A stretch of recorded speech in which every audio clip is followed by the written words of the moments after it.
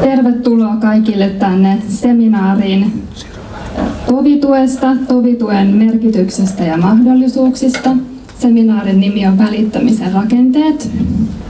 Mun nimi on Heidi Kervinen ja toimin tässä tämän päivän seminaarin juontajana. Olen Aika parantaa -verkostossa aluetyön koordinaattori ja myöskin sitten Kirje tuntemattomalle yhteyshenkilö ja koordinaattori. Ja nyt tässä aamupäivällä meillä on 2 esitystä. Eli Hanna Koppelomäki kertoo meille TOVI-tuesta ja sitten on Philip Granger Lontoosta kertoo meille lontoolaisen Rusty Green Aikapankin toimintamallista. Ja sitten meillä on kello 11, meillä on tämmöinen TOVI-tori ja lounastauko. Ja sen jälkeen sitten jatketaan päivää paneelikeskustelulla ja sitten iltapäivän työryhmillä.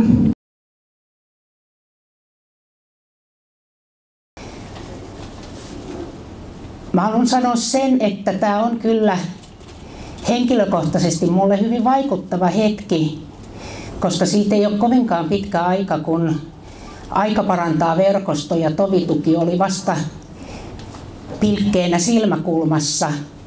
Ja nyt me ollaan täällä tosiaan, voi kuulostaa ehkä vähän suureelliselta, mutta tosiasia on se, että tämä on maailmanhistorian ensimmäinen TOVI-tukea ja sen yhteiskunnallisia vaikutuksia käsittelevä seminaari.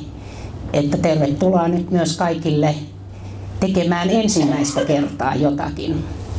Mä haluan aloittaa oikeastaan siitä, että tosiaan kun me ollaan Aika parantaa -verkostossa ja tässä TOVI-tuessa pohjaudutaan näihin Aikapankin periaatteisiin, yleisiin periaatteisiin, kuten siihen, että kaikkien työ, aika ja avun tarve katsotaan yhtä arvokkaiksi.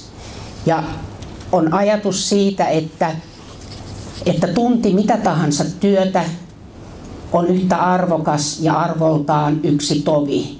TOVI on siis niin sanotusti Aikapankin tällainen lainausmerkeissä valuutta tai virtuaalivaluutta. Toinen sellainen taustottava periaatteellinen asia, mikä Aikapankista meidän toimintaan liittyy, on se, että mä näkisin, että tämä on tämmöistä uudenlaista jakamisen ja pyytämisenkin kulttuurin opettelua. Aikapankissa tosiaankin tili saa olla miinuksella, mukaan saa tulla tarvitsevana ja tämä on myöskin sellainen pankki, jossa voi niin sanotusti maksaa kun jaksaa. Ja luotetaan siihen, että kyllä valtaosalla ihmisistä on semmoinen sisäinen halu oikeasti antaa takaisin siitä, mitä hän on itse jossain kohtaa saanut. Ja nämä on näitä Aikapankin yleisperiaatteita, joihin me tässä TOVI-tuessakin tosiaan pohjataan. Mutta koska TOVI-tuessa ollaan,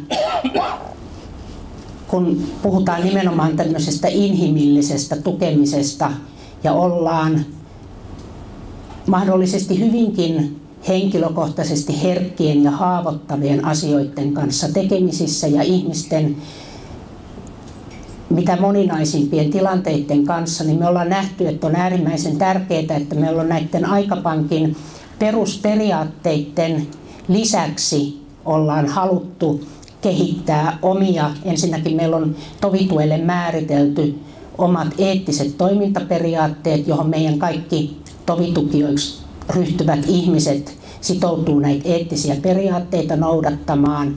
Ja sen lisäksi meillä on joukko käytännön ohjeita, osa hyvinkin yksityiskohtaisia, koska vaikka on niin, että TOVI-tuessakin Aikapankin periaatteiden mukaisesti TOVI-tukija viime kädessä vastaa itse siitä tarjoamastaan tuesta, niin taustayhteisönä me nähdään kuitenkin hyvin tärkeänä se, että pyritään huolehtimaan siitä, että se tarjottava tuki olisi ensinnäkin mahdollisimman turvallista sekä tuettavan että tukijan näkökulmasta. Ja monin eri tavoin pyritään myös huolehtimaan meidän tovitukijoiden omasta jaksamisesta ja siitä, että heidän tukemisen taitojaan voidaan eri tavoin kehittää koulutuksella ja muuten, jota me itse asiassa hyvin pitkälle tehdään itse tovivoimalla, koska meillä on tovitukijoissa todella monenlaista osaamista löytyy meidän tukijoiden joukosta ja tätäkin osaamista me sitten kierrätetään. Vanhoista työkontakteista löytyi sitten taho, joka oli oikein kiinnostunut lähteen kehittämään tämmöistä mielenterveystyötä ja aikapankkitoimintaa kehittävää toimintaa. Ja puhun KAKSTY ry:stä, eli Kaakkois-Suomen sosiaalipsykiatrisesta yhdistyksestä, joka on tuolla Kaakkois-Suomen alueella merkittävä mielenterveyskuntoutujien muun muassa asumispalveluiden ja erilaisen klubitalotoiminnan ja tämän tyyppisen järjestäjä. Tuossa Markku Kärmenniemi, KAKSTYn toiminnanjohtaja, on yhden iltapäivän työryhmän vetäjänä täällä muun muassa. Ja me tosiaan tehtiin sitten yhdessä hankesuunnitelma Raha-automaattiyhdistykselle ja saatiinkin sitten rahoitusta tälle Tovituki tunnetuksi -hankkeelle 2013 vuodesta eteenpäin.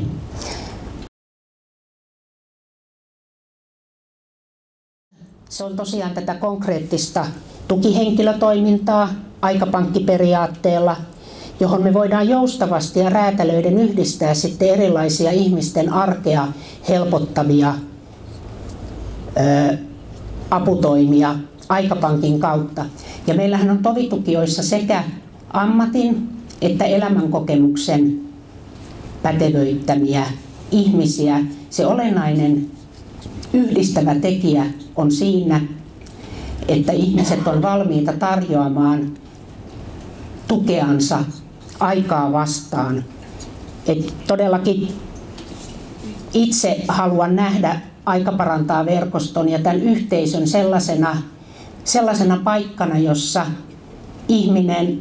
että ihminen on läpikäynyt ehkä hyvinkin kipeitä ja vaikeita vaiheita elämässään, että se ei todellakaan tee hänestä jotenkin vajaata tai puhumattakaan viallista, vaan että nimenomaan nämä kokemukset nähdään voimavarana.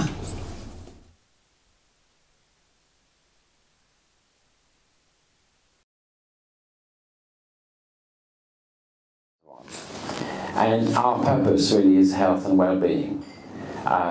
Some time banks around the world, they operate on the principle of people exchanging skills to save money, but actually ours is not about doing something for each other to save money. It's about health and well-being. It's about creating community. So I said to you, we're based in a health centre that has 13,000 patients, and so it's quite a busy place. And we have 450 time bank members, and Lewisham has 290,000 people, so it's quite a big area. Russia Green has 15.5, and the life expectancy in Russia Green is 75 years. It's called the deprived area. People die earlier. Where the time bank fits into this is we can't help people.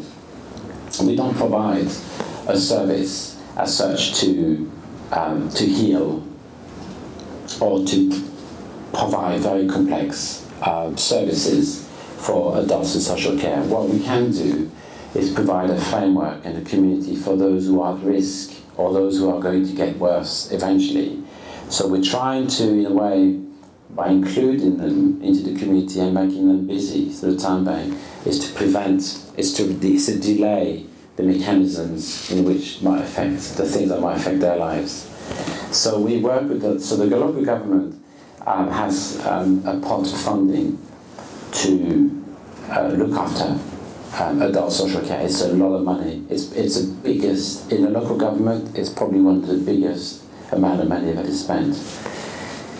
And so that same responsibility, and what we work with them, because what they can do is they can tell us, or they can signpost someone who needs a bit of help, who doesn't need a lot of complex help, but someone who perhaps needs to be part of a community or part of a group.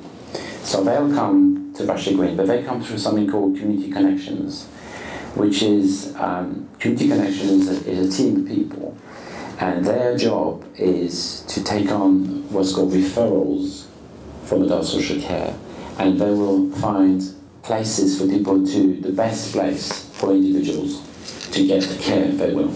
So they won't all come to the Time Bank, because there are many other groups and organizations. Some do painting, some do art, some do workshops, and a person the Community Connections team may feel that a person is better suited to go over there.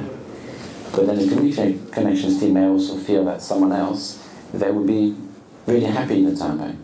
So then we work together and they give us the people, so they come and join the Time Bank. And more, we're getting people through Community Connections. Russia Green Time Bank has always been quite open. We want to work with others.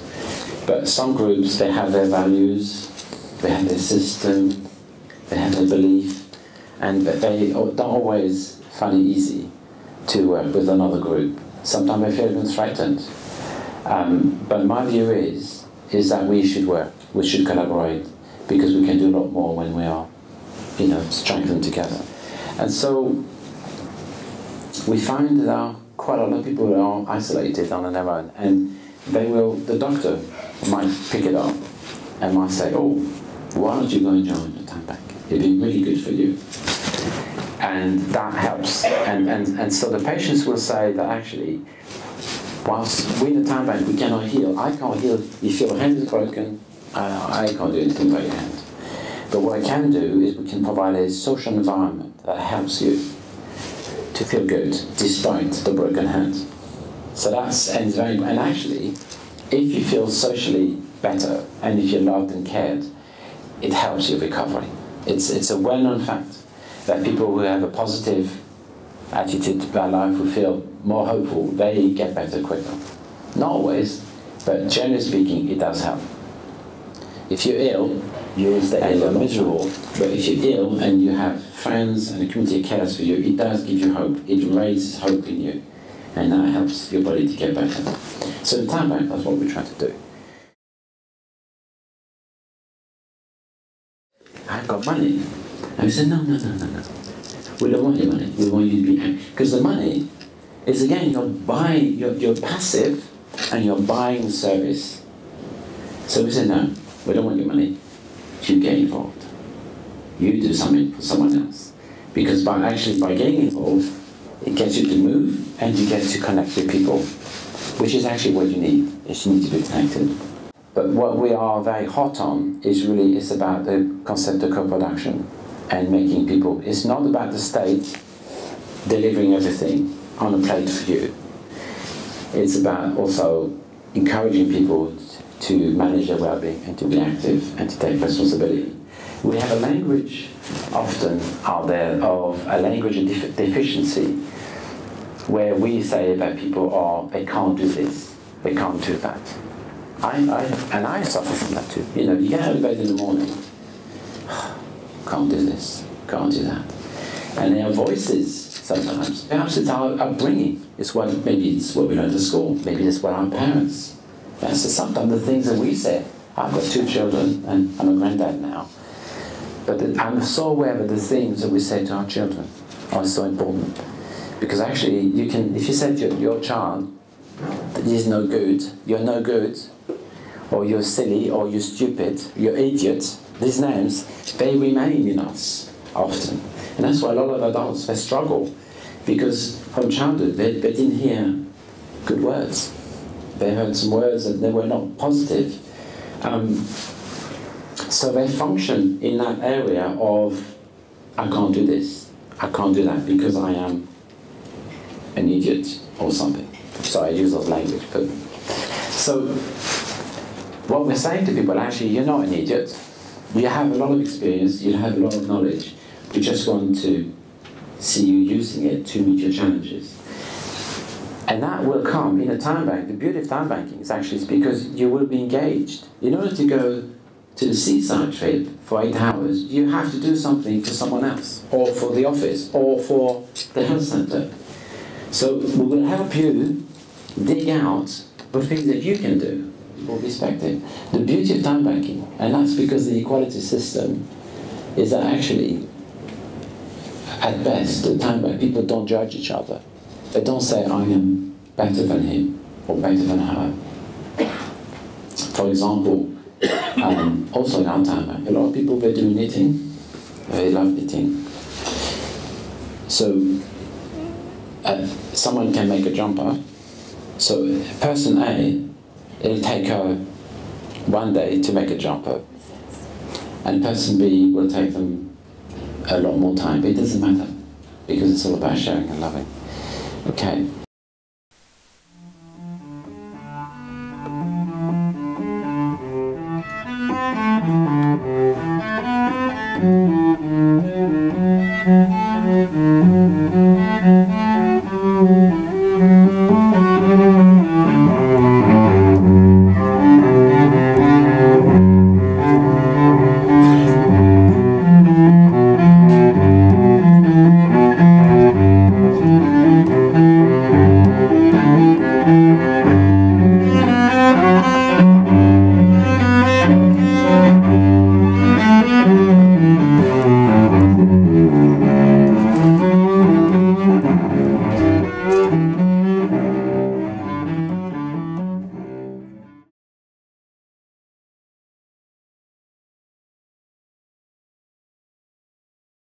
Mitä tovituki tai aikapankki oikeastaan merkitsee?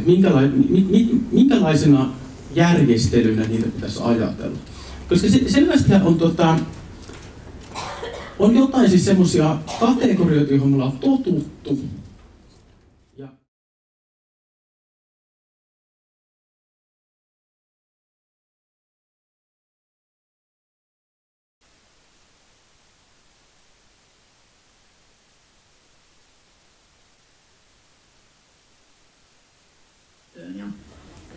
Mutta se huoli, mikä mulla nousi aikapankkien suhteen, on se sama huoli, mikä mulla nousi aina, kun tehdään näitä yhteisöllisyyshankkeita, on, että niistä hyötyy eniten ihmiset, jotka jo voivat kohtalaisen hyvin ja jotka ovat jo aktiivisia ja joita on niin kuin helppo tulla tämmöisiin. Ja mulla on niin kuin se huoli, että aikapankkien kanssa on niin kuin sama, että tavallaan ikään kuin tarvittaisiin niin kuin niitä paikallisia aikapankkeja, jotka on niin kuin joku tietyn alueen aikapankkeja ja sitten aktiivisia ihmisiä, jotka vetäisi ihmisiä mukaan siellä aikapankissa. Ja toinen huoli ehkä sit liittyy tähän niin kuin vanhuksiin ja ehkä muihinkin ihmisiin, jotka ei käytä ollenkaan nettiä. Että tovituen antajia, tarjoajia on ehkä noin 70, eikö niin, Anna? Ja ainakin nyt tuntuu siltä, että tovituen hakijoita on tavallaan vähän liian vähän tarjontaan nähden. Että sitten joku viisaasti sanoi, että jolla oli enemmän kokemusta näistä asioista kuin minulla, en nyt anteeksi vaan muista hänen nimeä, mutta sanoi, että kun saadaan vapaaehtoisia innokkaita, niin sitten pitää myöskin heille olla tarjota sitä tehtävää, koska muuten sen mielenkiinto lopahtaa, että sitten etsitään sitä muualta sitä mihin voi sitä omaa aktiivisuuttaan purkaa. Me oltiin Amerikassa, meillä meni oikeastaan se aika siihen, kun me Haltiossa me kuunneltiin esittelykierroksen jälkeen Merin semmoinen fantastinen keissi-esimerkki siitä Annikin, oliko se kadusta vai korttelista? Joo, että missä 4 vuodessa saatu tämmöinen aivan uskomaton kehitys aikaan, niin mä olin ihan itse ainakin ihan niin kuin, että miksei tämä esimerkki on levinnyt joka paikkaan ja Suomessa ja kaikkialle, että varmaan mulle tuli semmoisia niin kuin oivalluksia, että mikä säkin sanoit, että se paikallisuus tämmöisessä niin kuin alueellisessa aikapankki tai tämmöisessä vaihtotoiminnassa on musta tuntuu semmoinen hirveän tärkeä, että se ei hajoa liikaa, että jos Ja sitten koordinointi on myös tärkeää, että sähän niin olit tavallaan se käynnistäjä siinä, että ei siellä olisi ikinä tullut, jos sä et olisi niin painanut menemään sitä hommaa. Että jos se yhdessä paikassa onnistuu, sä oletkin vähän mallintanut sitä, musta oli ihan fantastisia termejä, kyläyttäminen ja sitten tämmöinen 3 askeleen malli, että ensin arkikuntoon, sitten kaikkien resurssit esiin, sitten unelmiin. Se oli musta ihan mielettömän hieno, ihan simppeli. Että aikapankkeihin olisi myös hauskaa, jos siellä olisi tämmöinen niin kuin ongelmapankki, tiedätkö, mihin sä voisit tallettaa sun ongelmia ja sitten kaikki muut ihmiset, jotka tulee sinne aikapankkiin, ne voisi ideoida niitä. Eli siellä olisi tämmöinen aikapankin kokoinen ideointipalvelu tavallaan. Se voisi myös olla oikein hauska lisää jonkun kehitettäväksi sinne. Ja miksei ne voisi myös olla alueellisia pulmia, mutta ihan vaan henkilökohtaisiakin, niin se voisi olla kivaa. Ihan nyt käytännön syistä sit niitä taustoja tähän korttelijuttuun. Mä voin nopeasti sanoa, mä oon kirjoittanut kirjan siitä Viisas arki. Eli Merilähteen oksa Viisas arki, intokustannus. Sitä ei varmaan, se on loppuun myyty ajat sitten jo, mutta kirjastojen kautta varmaan saa. Mutta lyhyesti ottaen 4 vuodessa kyläytettiin siis semmoinen kortteli, missä ihmiset niin tervehti toisiaan, oli paljon riitoja ja niin poispäin semmoiseen tasoon, että se oli niin kuin pienoisyhteiskunta, missä me tuotettiin kaikki palvelut. 36 ihmistä, eri ikäisiä ja eri sosiaaliluokista.